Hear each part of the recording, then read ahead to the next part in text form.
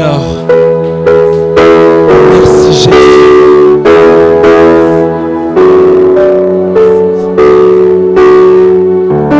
Que la gloire te soit rendue. Au nom puissant de Jésus. Merci Éternel des armées. Que toute la gloire te revienne. Au nom de Jésus. Amen. Tu peux acclamer le Seigneur pour sa présence.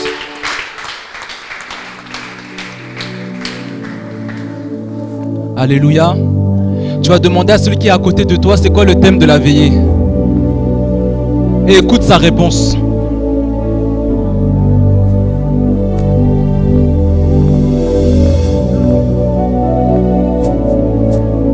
Un vent nouveau. Alléluia. Le thème qui nous réunit ici ce soir, c'est un vent nouveau.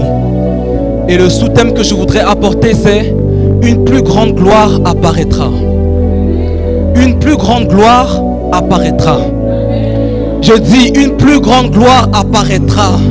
Qui veut recevoir cette gloire ce soir? Ta manière de dire amen ne ressemble pas à quelqu'un qui veut recevoir cette gloire. Une plus grande gloire apparaîtra. Allons dans Joël 2, le verset 28 et le verset 29.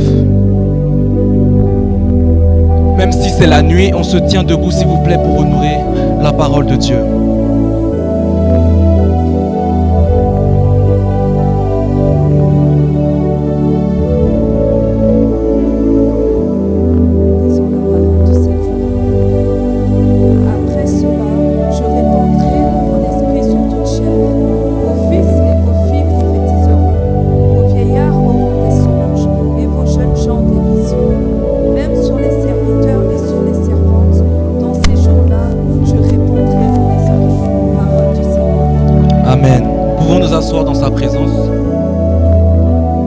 Je disais tout à l'heure que le thème qui nous réunissait ici, c'était un vent nouveau.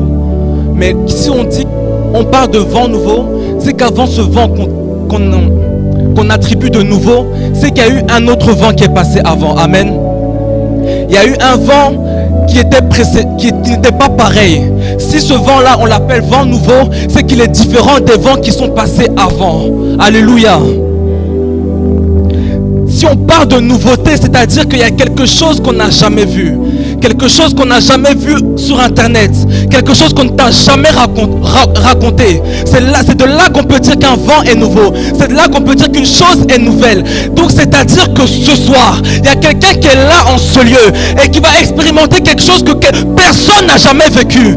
Quelqu'un va recevoir une chose qu'on n'a jamais entendue, qu'on n'a jamais rencontrée, qu'on n'a jamais lue dans la Bible. Parce que notre Dieu est un Dieu de nouveauté et qu'il est capable de créer une nouveauté dans ta vie.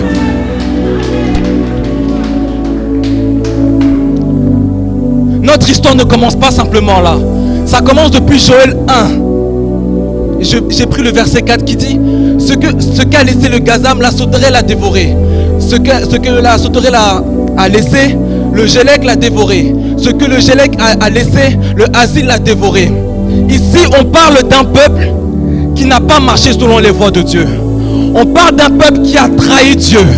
On parle d'un peuple qui a heurté le cœur de Dieu au point où Dieu s'est mis dans une colère. Et dans cette colère, il s'est dit quoi? Je vais établir une armée, pas une armée d'humains, pas une armée d'esprits, mais une armée d'insectes. Et cette armée d'insectes, je vais l'envoyer sur ce peuple, de sorte à dévorer tout ce que moi je leur ai donné. S'ils n'arrivent pas à reconnaître ce que moi je suis, alors moi je reprends ce que j'ai donné. S'ils n'arrivent pas à reconnaître la gloire que je porte, je retire cette gloire. J'irai la donner à quelqu'un qui est prêt à la recevoir. J'irai la donner à quelqu'un qui la considère. Ce peuple avait la gloire devant lui, mais l'habitude tue l'onction. L'habitude tue la gloire. L'habitude tue le Saint-Esprit. Dans cette habitude, le Saint-Esprit a été tué en Juda. La gloire de Dieu a été méprisée.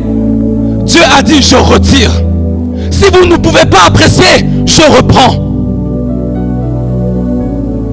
Ici, on se trouve dans un premier vent, un vent dévastateur. Ce n'est pas le vent dont je parle, non. C'est un vent qui vient et qui rase. On dit le premier insecte est venu et il a pris ce qu'il devait prendre. Il a laissé un second est venu et il a pris. Il a encore laissé un troisième est venu. Et puis le reste, un quatrième a pris. Donc quand les 4 sont passés, plus rien. Plus de gloire, plus de récolte, plus d'alliance, plus rien. Dieu il ne fait pas les choses à moitié. Il donne tout ou bien il donne rien. Et là il a tout pris.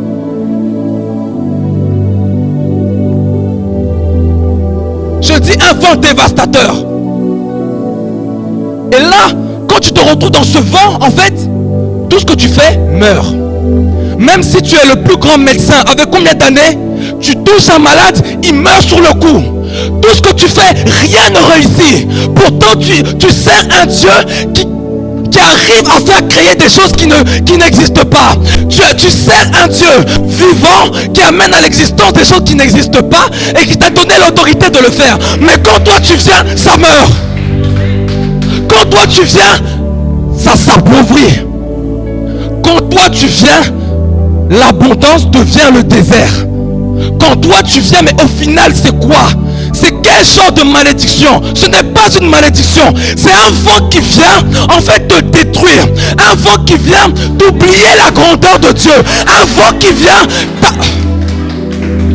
En fait, toutes les attaques ne se font pas dans la sorcellerie. Toutes les attaques ne se font pas dans les empoisonnements. Ici, Judas s'attendait à une guerre, à voir des gens qui allaient venir en face d'eux. Ils ont vu des insectes. Ils ont méprisé et ils ont vu les conséquences. Dans ce vent de destruction, des serviteurs sont combattus. Des églises remplies de foule, mais pas d'esprit. Des églises remplies, mais avec en eux, ils ne savent pas, mais ils ont un esprit de destruction. Dans ce vent de destruction, tout ne vient pour t'accabler. Même la main qui vient pour t'aider devient la même main qui tient le couteau devant toi. Est-ce que je parle à quelqu'un ce soir? Avec tu regardes les problèmes et tu te demandes, mais finalement entre vous et Dieu, qui est plus grand? Parce que je regarde, je lève ma tête, je suis comme ça, je n'arrive pas à voir votre fin. Chaque jour ça s'empire, chaque jour ça s'aggrave. Mais qu'est-ce qui se passe? Tu es dans ce premier vent. Pourquoi ce vent est venu? Parce que le peuple s'est éloigné de Dieu. Le peuple pensait se suffire à lui-même. Quelqu'un dit abomination. Un peuple que Dieu porte dans son cœur. Un Dieu comme le nôtre qui aime, il te porte dans son cœur. Et toi, à ton tour, tu le méprises. Comment il ne va pas agir de la sorte contre toi? Le peuple se trouve dans une indifférence. Ils se disent, mais si nos récoltes sont là, c'est parce qu'on a planté. Si nos enfants ont grandi, c'est parce qu'on a fait les semences qu'il fallait faire. Sans savoir que eux, ils ont la volonté, mais il y a quelqu'un qui doit permettre que cette volonté arrive. Le peuple avait oublié que là où eux proposent, il y avait un Dieu qui disposait.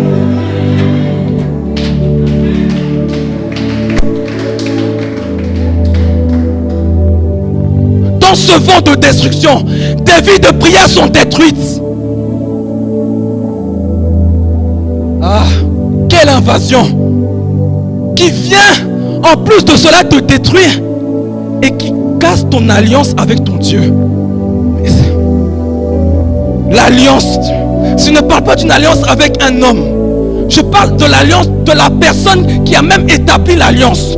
Donc c'est lui qui garde son alliance. Et toi tu arrives à casser cette alliance.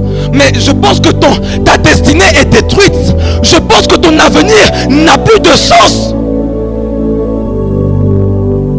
Je veux parler à quelqu'un ce soir qui a perdu le zèle de la prière, mais qui prie, mais qui ne sent plus Dieu.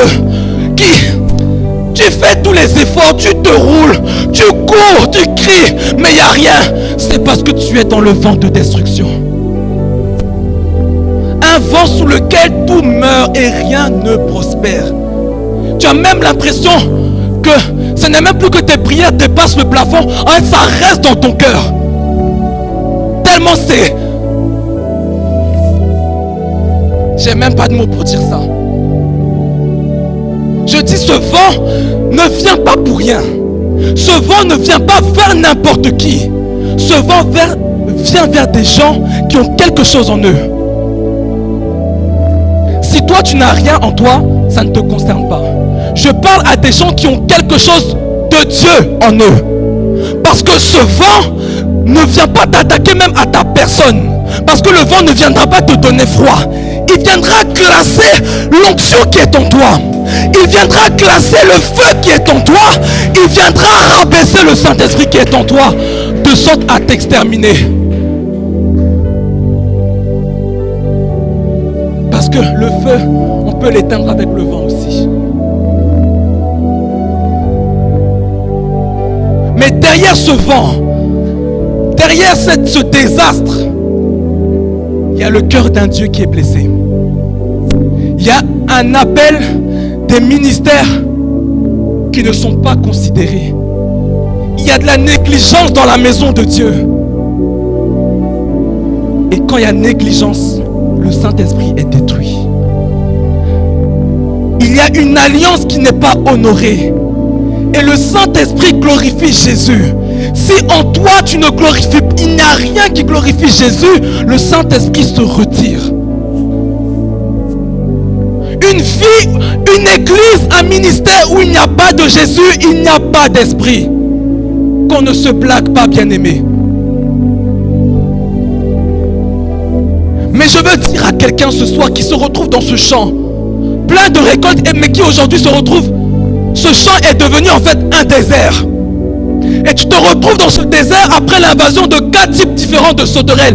Moi, je ne savais pas qu'il y avait 4 types différents de sauterelles qui existaient sur cette terre. Mais la Bible m'a montré, la Bible m'a fait comprendre que ces sauterelles même travaillent en accord pour détruire une vie. Et moi, je me retrouve dans ce champ qui aujourd'hui devient un désert. Je veux te dire, si tu te retrouves comme moi dans ce champ, qu'il y a quelqu'un qui est en ce lieu ce soir. Je ne parle pas de ma personne, je ne parle pas des intervenants, je parle d'un Dieu qui est venu pour restaurer. Quelqu'un ne m'a pas compris. Si tu te retrouves en face de ton champ qui est détruit, je veux te dire que Dieu est venu pour restaurer. Dieu veut restaurer. Il veut restaurer un mariage. Il veut restaurer un ministère. Il veut restaurer une vie tout entière. Dieu les regarde. Il voit son peuple souffrir. Mais le peuple aussi, n'ayant aucune révélation, il n'y a personne qui comprend qu'il y a un problème vis-à-vis de Dieu. Ils se disent que ce sont des choses naturelles. Et Dieu passe par son serviteur Joël. Et il dit, maintenant encore, dit l'Éternel, revenez à moi de tout votre cœur. Je m'arrête d'abord sur le revenir. Maintenant encore, revenez à moi. Là où le peuple est découragé, là où le peuple a vu une impossibilité, là où le peuple a vu une négativité, là où le peuple pensait que son erreur était trop grande pour qu'il y ait une solution qui puisse se lever et renverser la situation. C'est là que l'Éternel vient parler à son peuple par son serviteur et il dit maintenant encore. Il dit, vous êtes déjà revenus auparavant. Parce que quand on dit encore, ça veut dire que il y a déjà eu ça avant. Vous êtes déjà revenus. Mais cette fois-ci, revenez. Mais ne revenez pas de la même manière. Revenez avec tout votre cœur. Là où vous voyez l'impossibilité, moi je dis revenez. Si je dis que revenez, c'est qu'il y a encore un espoir quelque part. Si je dis revenez, c'est qu'il y a une solution qui est possible.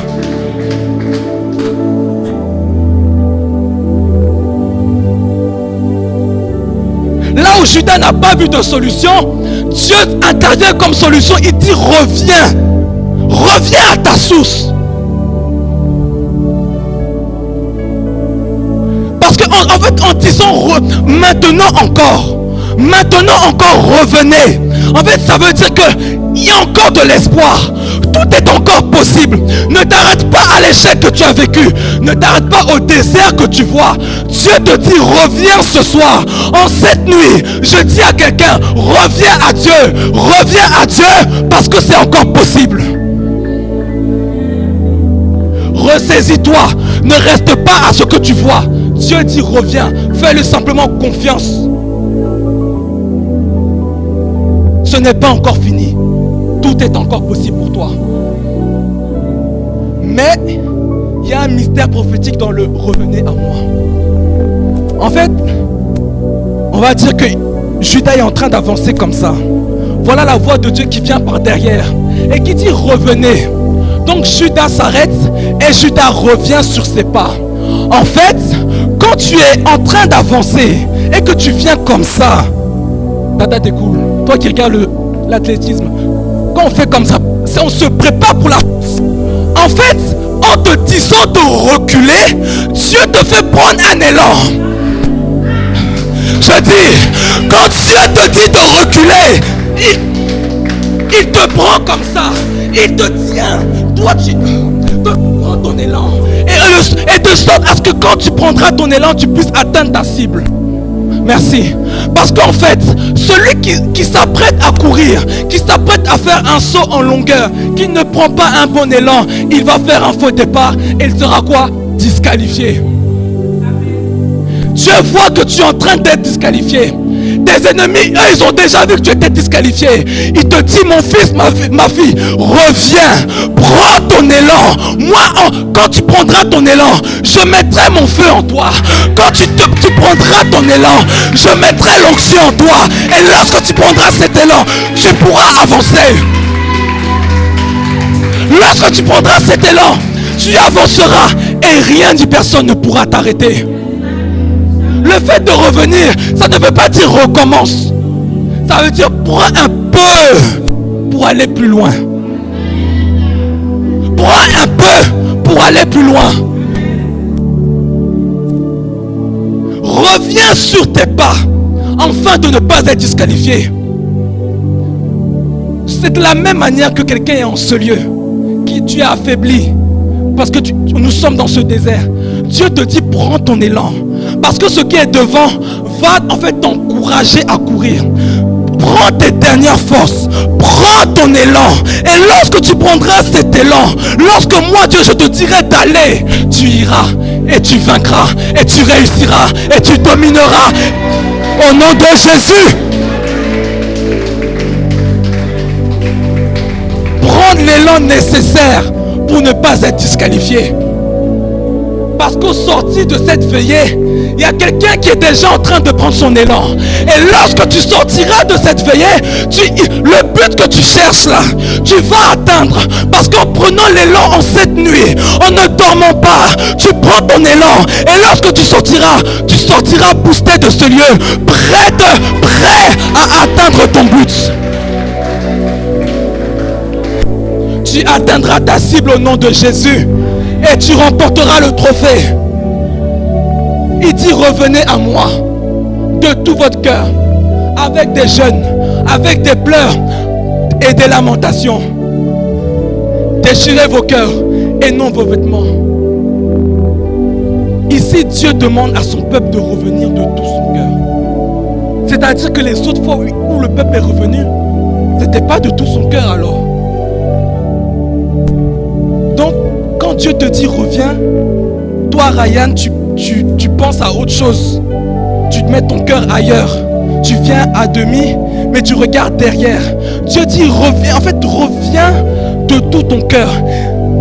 Déchire tes vêtements. Jeûne, prie et cherche Dieu. En fait, ici, Dieu est en train de dire, vous voulez voir cette plus grande gloire arriver. Il n'y a pas de problème, mais elle n'est pas gratuite. Vous devez payer le prix de cette gloire. Vous devez payer le prix de cette gloire.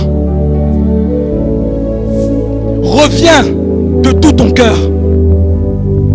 Parce que c'est lorsqu'il y a sincérité, c'est là que la miséricorde peut intervenir.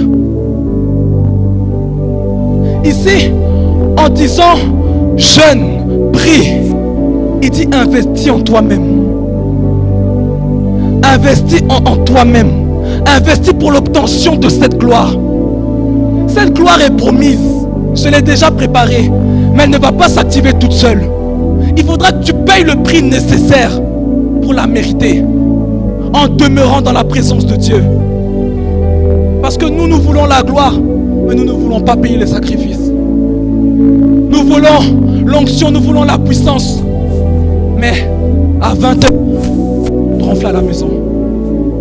Et quand tu te réveilles, le soleil est déjà levé, il est déjà midi, même la journée même est déjà finie. Quelle gloire tu veux? Quelle onction tu veux?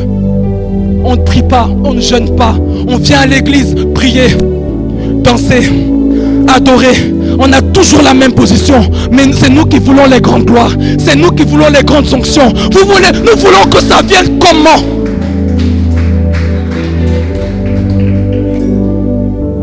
La gloire va arriver, oui, cette nuit elle va arriver.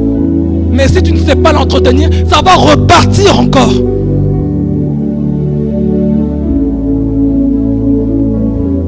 Je veux dire à quelqu'un, paye le prix de ta gloire. Cherche Dieu, nuit et jour, ardemment et sincèrement. Il dit dans la prière, dans le jeûne, dans la méditation, cherche Dieu. Dans ta respiration, cherche Dieu. Dans tout ce que tu fais, cherche Dieu. Même en saluant quelqu'un dans la rue, tu cherches Dieu. Il y aura des jours où tu seras en train de prier, tard la nuit, dans la journée. Et puis quand tu finis ta prière, tu as l'impression qu'il n'y a rien. Tu as l'impression que ta prière n'est pas montée. N'abandonne pas. Tu es en train d'investir. Dieu est là. Il entend tes prières. Il est juste en retrait. Il analyse ta sincérité. Au temps voulu, à son temps, lui qui est le maître du temps et des circonstances, il va se révéler à toi. Ne te décourage pas. Ce soir, si nous sommes là, c'est parce que nous ne sommes pas encore découragés. Alors tenons ferme. Parce qu'en Jacques 4, le verset 8, on dit: approchez-vous de Dieu et il s'approchera de vous. Donc, en fait, quand tu pries mais que tu ne vois pas Dieu, c'est-à-dire que toi tu fais une partie du chemin et Dieu fait la sienne. Donc si tu pries et que tu n'as pas encore de réponse, c'est-à-dire que tu n'es pas encore arrivé au point où toi tu dois arriver, où Dieu t'attend. Continue encore. Dieu t'attend à un point. Mais si toi tu t'arrêtes en chemin, Dieu il a fait sa part. À toi de faire la tienne. Si tu abandonnes, tu vas recommencer encore. Ne recommence pas. Ne t'arrête pas. Persévère. Même si tu es à bout de force, même si tu es à bout de souffle, persévère. Parce que Dieu t'attend. Et là où tu devras aller, il sera là, prêt à t'en remplir, prêt à te prendre dans ses bras, prêt à t'élever, prêt à te bénir.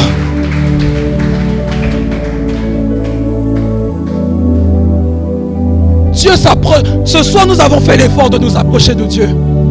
Il est en train de s'approcher de nous aussi. Je le sais, au nom de Jésus. Il vient restaurer une vie, une guérison. Il vient restaurer un ministère. Il vient restaurer un mariage. Toi, simplement saisis ce qui est à toi. Au nom de Jésus. Après s'être approché de Dieu, avec sincérité, de cœur, d'âme et d'esprit, notre Dieu, dans son amour, il donne une promesse. Dis avec moi promesse. Tu dis pas bien, dis promesse. Dieu a vu l'implication de son peuple. Il dit, à cause de l'amour que j'ai pour eux, je ne vais pas me taire. Je vais encore leur donner une nouvelle chance. Je vais encore leur donner une nouvelle promesse. Même s'ils ont bafoué ce que j'ai donné avant. Dieu n'aime pas être humilié. Mais pour Judas, mais pour toi, il accepte d'être humilié. Il dit, c'est vrai, cette personne m'a humilié. Mais parce qu'elle est revenue, je reviens aussi vers elle. Et il dit quoi? Je vous enverrai du blé, du mou et de l'huile. À ce temps-là, ces trois ingrédients représentaient la bénédiction totale de Dieu dans l'alliance pour son peuple. Donc la destruction qu'il y avait eu en Joël 1 avait causé une rupture à l'alliance. Mais Dieu dit, quand vous êtes revenus, je veux rétablir l'alliance. Quand vous êtes revenus avec sincérité, je veux arranger ce que moi-même Dieu, j'ai détruit. Ce que vous avez détruit, vous pensez que vous avez détruit, je vous ai montré que c'est moi Dieu qui détruit. Et quand vous avez reconnu que c'était moi, maintenant je viens rétablir. le fait de renvoyer ces 3 ingrédients dans le peuple, il vient enlever une honte. Parce que tous les peuples autour savaient que Dieu se glorifiait avec Juda à travers le blé, le mou et l'huile. Donc si tu passes par Juda et que tu vois que le panier avec l'huile n'est plus là, il n'y a plus rien, la carafe où se trouve l'huile est vide, là où devait se trouver le mou, il n'y a plus rien, tu sais que Dieu les a abandonnés. Alors imagine les moqueries. C'est pas vous qui avez dit que vous savez un Dieu vivant là. Ça là c'est quoi? Il n'y a plus rien dedans. Il n'y a rien. Où est le blé? Où est l'huile? Où est le mou? Il n'y a plus de Dieu. Judas a connu une honte que lui-même avait provoquée. Donc quand on se moque de lui, il est comme ça. Il ne peut pas parler. Il souffre en silence. Dieu a vu la souffrance de son peuple. Il dit non. Je viens ramener la raison de notre alliance de sorte à faire taire les gens qui parlent contre toi. Je veux dire à quelqu'un, là où les gens se sont moqués de toi, là où les gens sont en train même de parler de toi, je dis que Dieu va annuler la raison de leur moquerie.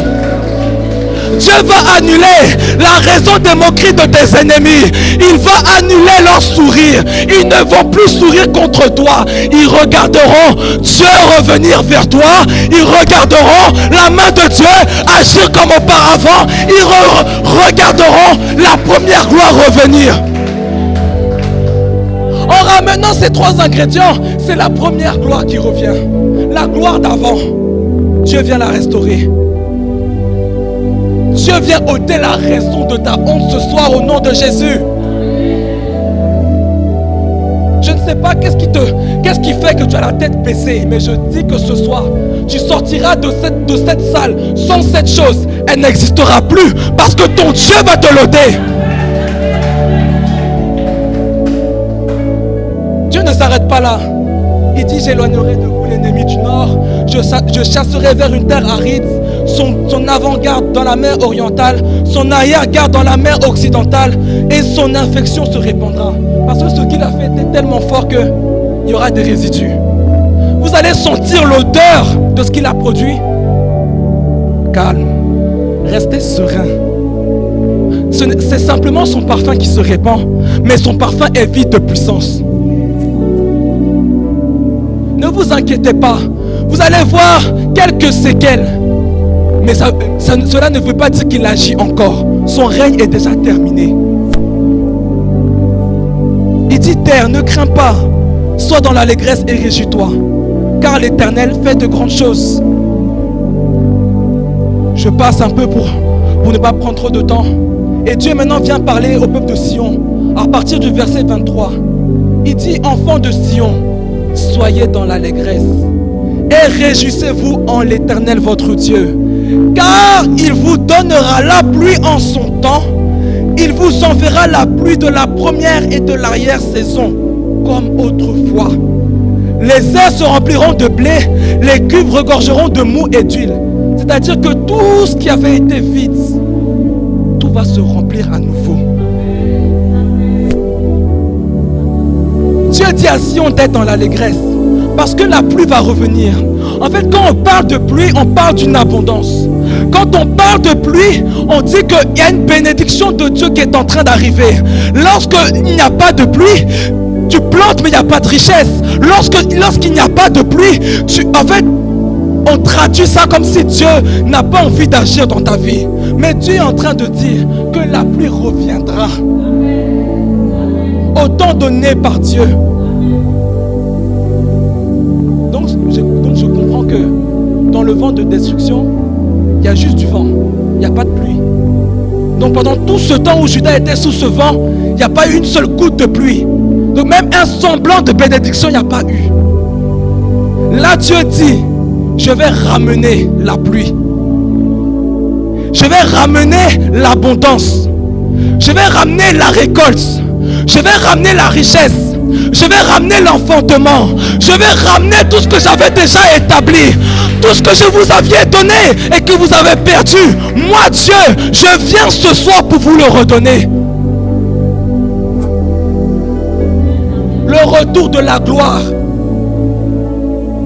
le retour des miracles dans la vie de quelqu'un en ce soir. On dirait tu crois pas. C'est ça. La vie de la première saison, c'est celle de la semence. Dieu dit qu'il va susciter la pluie de la première saison. Donc, en ce soir, en cette nuit, Dieu va mettre entre les mains de quelqu'un les ressources nécessaires pour pouvoir semer. Dieu dit, je vais ramener la pluie de la première saison. Il y a quelqu'un comme moi ici qui a fait 10 ans, 15 ans sans semer. Tes mains ne ressemblent plus à la main d'un agriculteur parce qu'il n'y a plus rien entre tes mains. L'Éternel des armées est là ce soir pour remettre entre tes mains les ressources nécessaires pour pouvoir planter, pour pouvoir semer, pour pouvoir planter dans ta terre. La pluie de la première saison me donnera de semer. Mais semer est une chose, récolter en est une autre. Ah oui, il y a des gens qui sèment et puis ça meurt. Il y a des gens où tu vois la première fois, tu dis yes. Quand demain tu reviens, il n'y a plus rien. On accuse les esprits, on accuse les démons, on accuse tout le monde. C'est pas tout le monde qui a la main pour semer. Si Dieu met en toi les ressources pour semer, c'est qu'il a mis en toi l'onction aussi pour semer. Maintenant, quand tu sèmes, il faut aussi récolter. Comme Dieu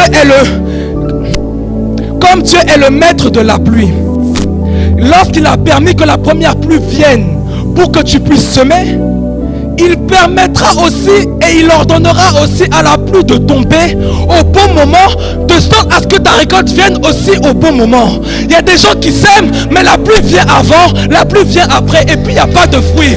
Mais toi, enfant de Dieu, serviteur de Dieu, Dieu parlera, il ordonnera à la pluie, il dira à cause d'Arnaud, fais descendre la pluie, à cause de Mireille, que la pluie descende, à cause de Pauline, que la pluie descende, de sorte à ce que ma fille puisse récolter.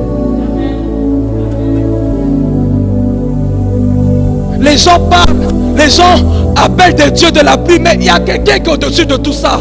Quand il parle, la pluie, même si elle ne veut pas, elle obéit. Et à cause de toi, même si la pluie a refusé pendant des décennies, ce soir, elle va exécuter les ordres de ton Dieu en ta faveur. Ne crains pas. Parce qu'à ta semence, Dieu va mettre sa main pour garantir ta récolte. Alors en ce moment, tu sèmes, mais tu ne vois pas la pluie arriver. Et comme je viens de te dire que ton Dieu est le maître de la pluie, je veux dire à quelqu'un ce soir qui pense qu'il n'y a rien en lui, je veux te dire ce soir que tu as une assurance, plus qu'une assurance qu'on souscrit à la mutuelle, plus qu'une assurance qu'on peut demander à quelqu'un. Tu as une garantie, la garantie de récolter ce que tu sèmes, la garantie de réussir dans tout ce que tu entreprends. Cette garantie n'a pas de nom, cette garantie n'a pas 3 noms, cette garantie c'est Jésus. Cette garantie tu l'as dans ta poche, la garantie de réussir dans tout ce que tu entreprends. Je dis, plusieurs sont en train de semer. On est tous là sur la même terre. Ça ne veut pas dire que tout le monde va récolter. Mais comme moi j'ai en moi la garantie, des garanties, l'assurance au-dessus de toute assurance. Je n'ai pas à payer de mensualité.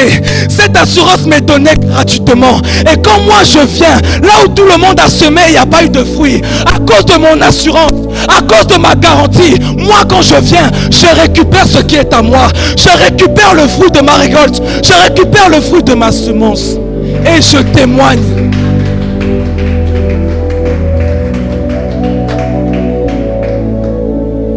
C'est pas encore fini.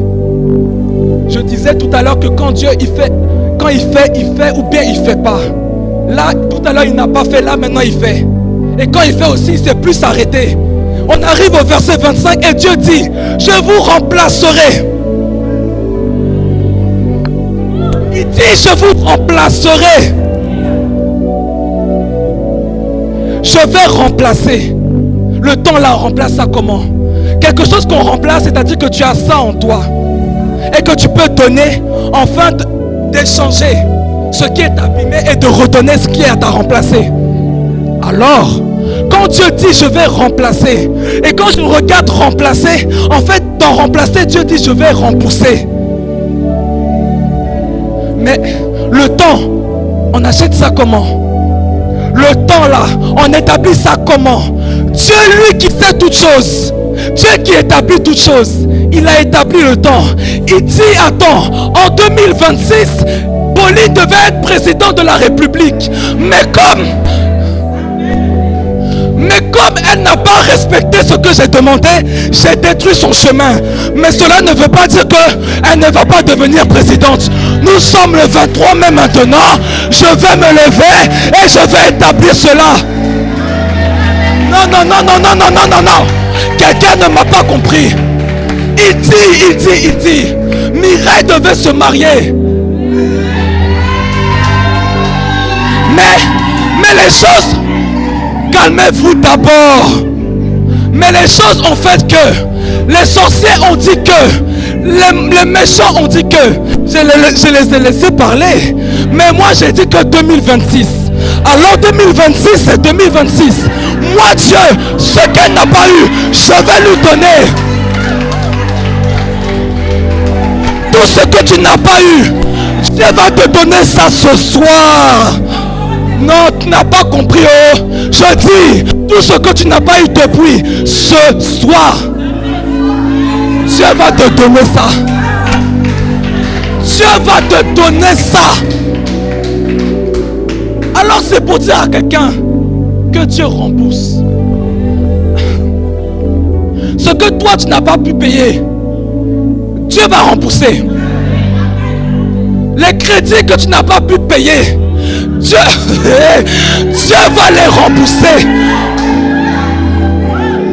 Les bénédictions que tu n'as pas eues depuis des décennies. Là, je ne sais pas à qui je suis en train de parler. Mais je dis ce que tu n'as pas eu. Dieu t'a dit que tu vas avoir cela. Les années sont passées et cela n'est pas venu. Je dis que ce soir, cela va venir. Je dis qu'en une seule seconde, il va te donner. Il va te donner. Je ne sais pas combien de promesses tu as reçues. J'espère que ton sac est assez suffisant. Parce que tu vas repartir avec. Ceux qui ont la révélation là, c'est ceux qui sont venus avec Kadi.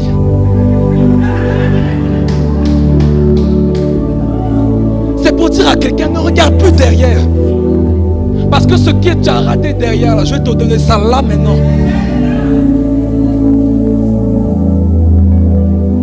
En parlant de remboursement, on parle de repositionnement. Repositionnement. Parce que je disais tout à l'heure qu'il y a un grade où tu dois être aujourd'hui, que tu n'es pas encore. En te repositionnant, tu ne vas pas faire les étapes comme tu devais les faire. Tu vas aller tout droit et puis directement à ta place. La place qui t'est réservée, la place qui est à ton nom, elle t'attend. Au nom de Jésus, au nom de Jésus, au nom de Jésus, au nom de Jésus. Dis avec moi, je suis repositionné. Ta manière de dire, c'est comme si tu ne crois pas. Je suis repositionné. Au nom de Jésus. C'est pas fini. Il dit, vous allez manger et vous allez vous rassasier. Les années sont passées, tu manges et tu n'arrives plus à dormir parce que tu as tellement faim que tu te réveilles. Le sommeil t'a quitté parce que tu ne manges pas à ta faim. Parce que moi, Dieu, je reviens te repositionner. Tu ne manges plus comme à ta dimension d'hier. Tu manges comme le roi et la reine que tu es. Tu manges jusqu'à ce que tu dises, je n'en veux plus. Tu manges jusqu'à ce que tu dises, donnez aux autres. Tu mangeras à ta faim. En fait, quand on dit tu mangeras et tu seras rassasié, ça me fait penser à quoi? Lorsque Dieu dit qu'il te fera asseoir à la table des grands, à la table des rois. Parce que le roi, quand il dit je veux encore, on envoie. Quand il dit je veux plus, on enlève. Il dit tu vas manger. Tu vas voir ça. Dieu dit je goûte ici. Je mange ici. La bénédiction là, je prends ça. La voiture là, je prends ça. La maison là, je prends ça. Tu prendras tout ce que tu voudras jusqu'à ce que tu dises Seigneur, c'en est assez. Mais nous connaissant, on ne dira jamais ça. On aime les bénédictions. On aime la gloire. Personne ne va dire non, c'est bon. Et c'est pas fini. Il dit, vous allez manger, vous allez être rassasiés. Vous allez me célébrer, moi le Dieu de prodige. Et mon peuple ne sera plus jamais dans la confusion. Vous saurez que je suis au milieu d'Israël, que je suis l'Éternel, votre, et qu'il n'y en a point d'autre. Et il finit en disant, et mon peuple ne sera plus jamais dans la confusion. Alors, mais finalement, ce vent ne vient pas simplement pour abattre. Il vient mettre les gens dans la confusion. Au point où Dieu se répète pour dire, mon peuple ne sera plus jamais dans la confusion. C'est-à-dire que le niveau de confusion que Judas avait, c'était trop grave. Parce que le peuple pensait se suffire à lui-même. Mais dans le vent qui arrive, mais qui est déjà là ce soir, la confusion n'a pas sa place. Je dis dans le vent qui est déjà là, dans le vent nouveau que tu portes et que je porte, Dieu dit, la confusion n'a pas sa place. Alors je parle à quelqu'un qui est confus par je ne sais quelle situation. Je veux te dire que ce soir, pas demain, pas après-demain, mais à 2h26, 23 mai 2026, l'Éternel vient enlever la confusion de quelqu'un. L'Éternel vient enlever la confusion de quelqu'un. Celui qui est confus ne peut pas voir la vision. Celui qui est confus ne peut pas entendre Dieu. Celui qui est confus ne peut pas entendre Dieu. Alors Dieu dit, dans cette saison je veux me révéler. Alors j'enlève la confusion.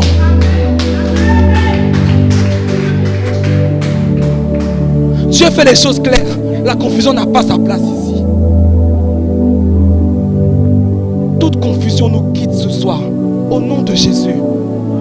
Et nous ne serons plus jamais confus. Et ce n'est pas encore fini.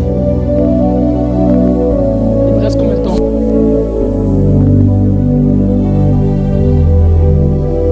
Ok.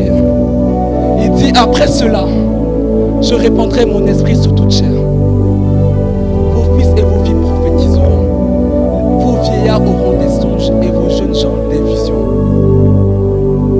Il dit, après cela. Mais après cela, moi je le vois comme une nouvelle étape. Cette étape qui introduit le vent nouveau. Il dit, après avoir restauré, après avoir rétabli, je ne veux pas m'arrêter là. Après que les gens aient fini de déclencher des choses contre nous, après que les gens aient fini de parler, de voir notre mort, je dis, moi je ne m'arrête pas là.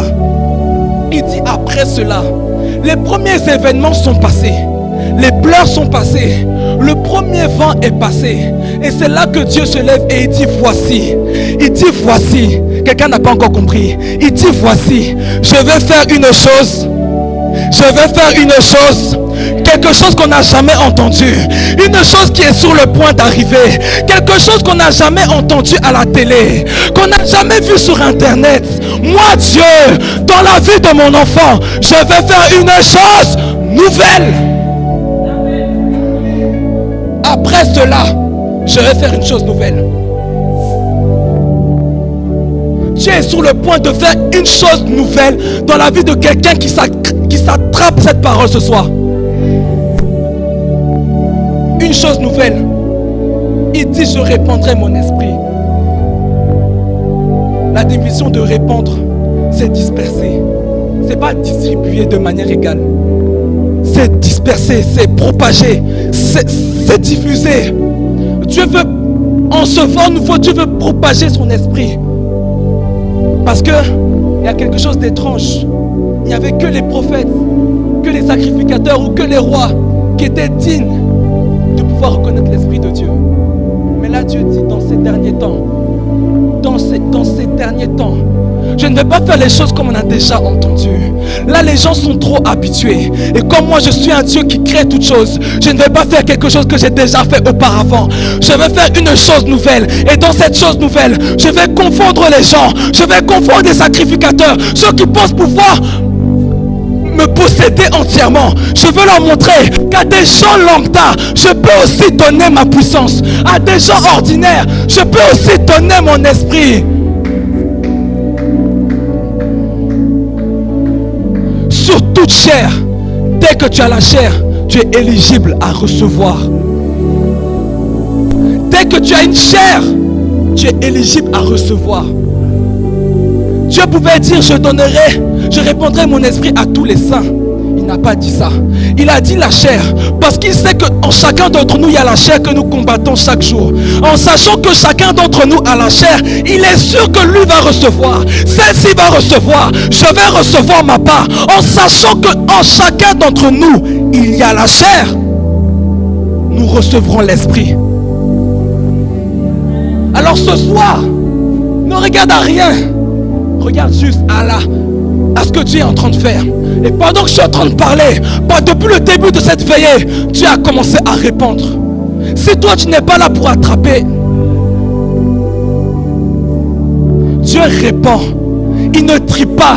Enfants, adultes, vieillards, tout le monde recevra sa part. Il veut retentir son esprit sur toute chair. Il dit vos fils et vos filles. Vos fils et vos filles. Pas les enfants. Pas des gens qui vont encore venir bafouer ce que je vais donner. Pas des gens qui vont encore mépriser ce que je vais donner. Quand on parle de fils, on parle de la maturité. Je pense qu'on a entendu ça la semaine dernière. Quand on parle de fils, c'est la capacité à être digne de recevoir l'héritage. L'Esprit de Dieu est en train de dire, je veux vous donner mon héritage. Je veux répondre en chacun de vous, en chacun de mes fils, l'onction de la prophétie.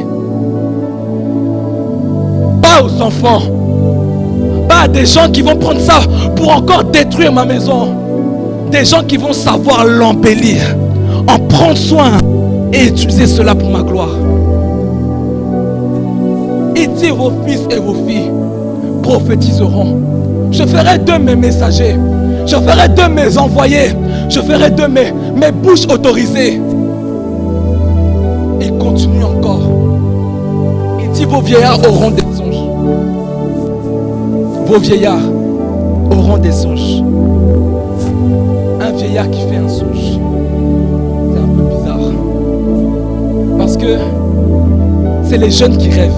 Ceux qui n'ont pas encore fait leur vie.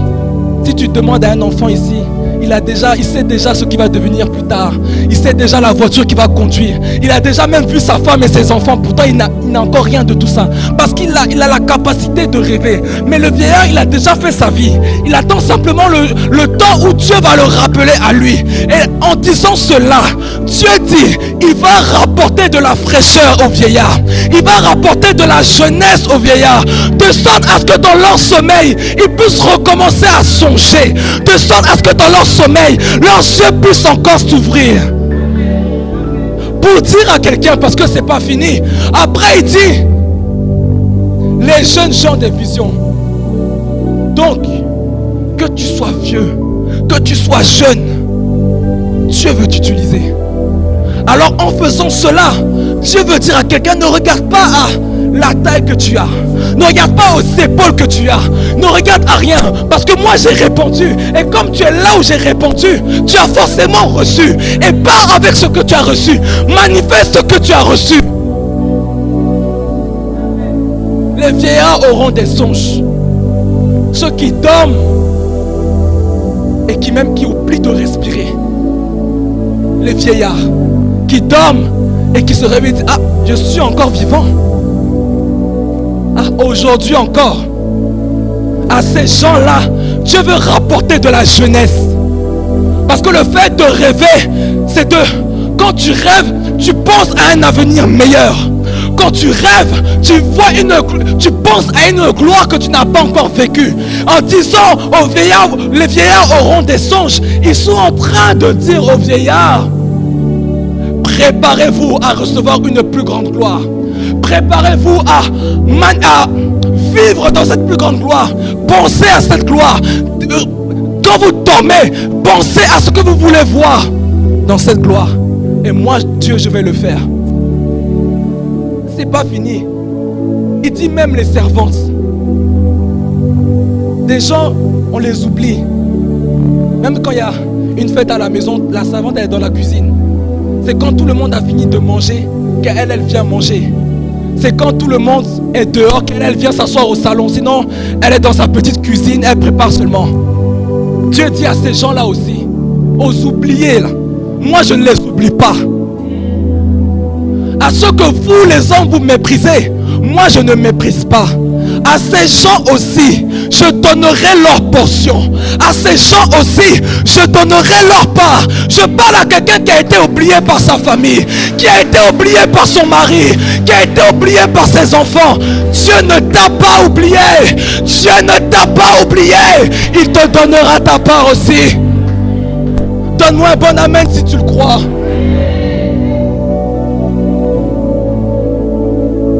Même sous les serviteurs et les servantes, dans ces jours-là, en ce jour, en cette nuit, je répandrai mon esprit.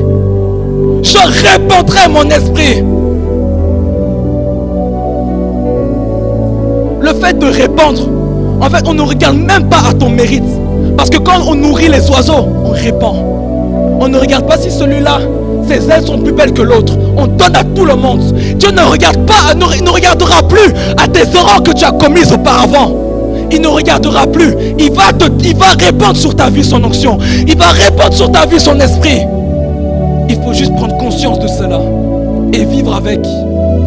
Et à ce temps-là, tu vivras selon l'esprit. Au nom de Jésus. Au nom de Jésus. Au nom de Jésus. Au nom de Jésus. Si ce message te fait du bien, tu peux te tenir debout. Tu peux l'acclamer. Acclamer Dieu pour ce message qui vient vers toi ce soir. Pour te dire que sur ta vie, je répands mon esprit.